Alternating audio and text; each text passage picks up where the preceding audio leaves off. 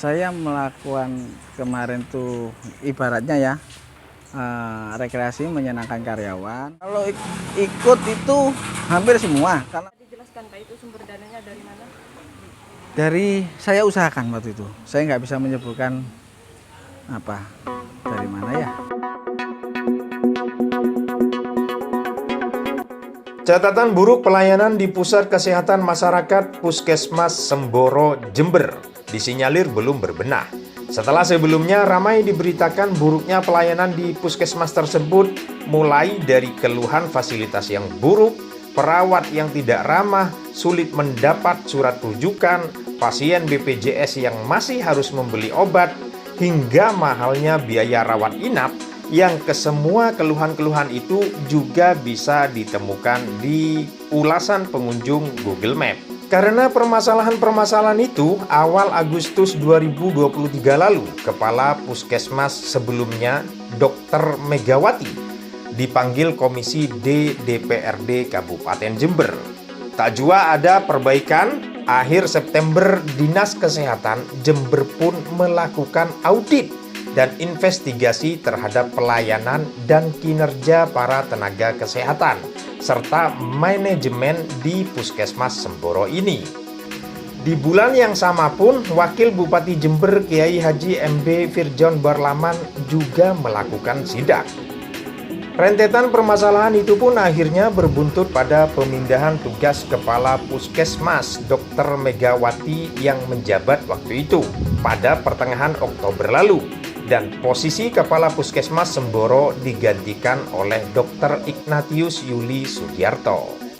Pergantian Kepala Puskesmas ini sepertinya tidak membuat pelayanan menjadi lebih baik. Karena Sabtu 9 Desember 2023, sang dokter kepala ini dengan semua karyawannya diberitakan pelesiran ke salah satu tempat wisata di Lumajang dengan meninggalkan 2 pasien yang sedang dirawat inap. Saat wartawan pakjitu.com konfirmasi pada Selasa 12 Desember 2023, Dr. Ignatius membenarkan berita yang sudah beredar. Ia menjelaskan bahwa rekreasi tersebut dilaksanakan di luar jam kerja. Menurutnya, itu ibarat menyenangkan karyawan pasca terakreditasikannya puskesmas yang saat ini sedang dipimpinnya.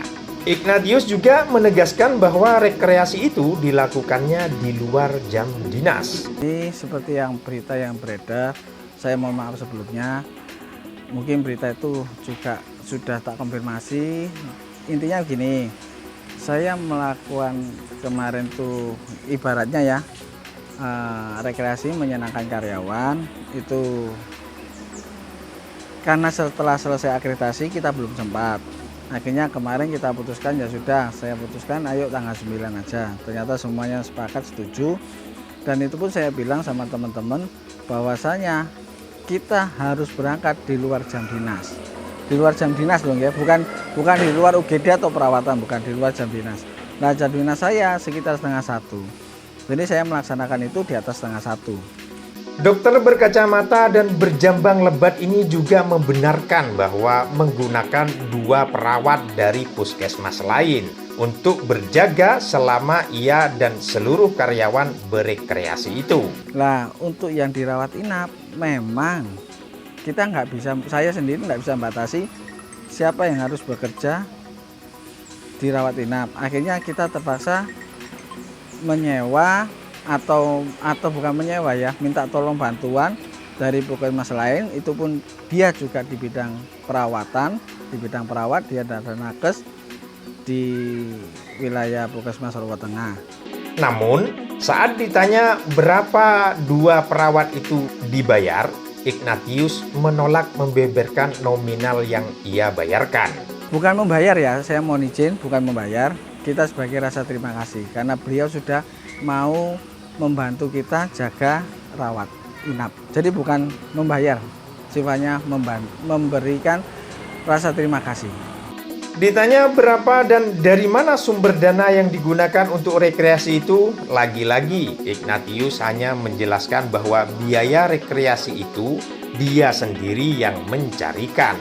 namun tidak menjelaskan secara rinci. Biaya rekreasi sendiri sumber dananya saya carikan dana. Bisa dijelaskan Pak itu sumber dananya dari mana? Dari saya usahakan waktu itu. Saya nggak bisa menyebutkan apa dari mana ya. Fitriana, Jitu TV Jember melaporkan. Terima kasih. Saya minta maaf, sekali lagi saya minta maaf. Saya tidak ada indikasi meninggalkan pasien. Saya tidak ada indikasi menelantarkan pasien. Tapi pasien sudah tertangani.